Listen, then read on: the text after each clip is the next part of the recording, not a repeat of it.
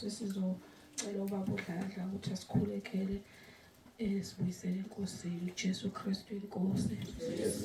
Jesu Kristu inkosi.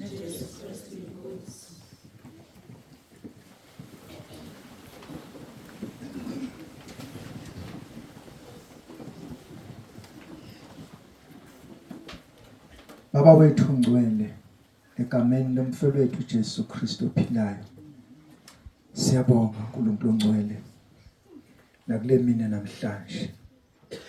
Siyabonga uNkulunkulu ongcwele ngesondlo Baba osisiphile sona. uNkulunkulu onamandla onke, siyakhuleka ke Nkosi. Uyasazi Nkosi, uyasibona ngamunye ngamunye.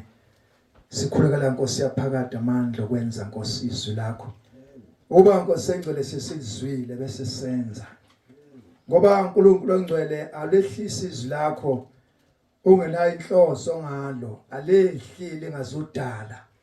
Baba unamandla onke ukuthi ke thina masizwa sizwa kanjani. Ngiyakhuleka uNkulunkulu ongcwele ukuthi akube thina lona loyo othintekile ngezwi lakho uNkulunkulu ongcwele enze Nkosi yaphakade njengoba lisho Nkosi izwi.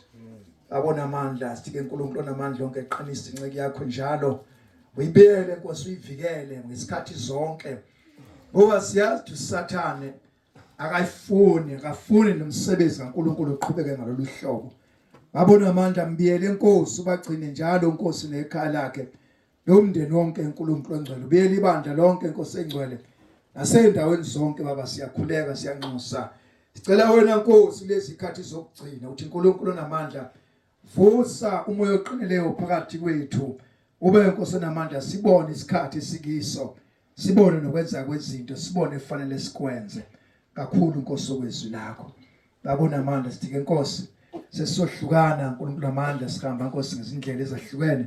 Wena ungahlukani nathi Nkosi, sigcine njalo sibiyele Nkosi, uhambe nenqola zomlilo Nkosi, abantwana bakho obathwala indlela yonke beze bayofika Nkosi abayakhona.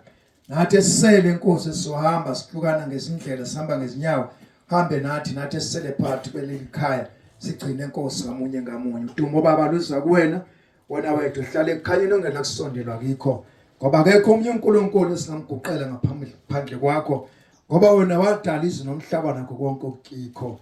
Siyabonga ke Nkosi namanje uJesu Kristu uyinkosi. uJesu Kristu uyinkosi. Amen.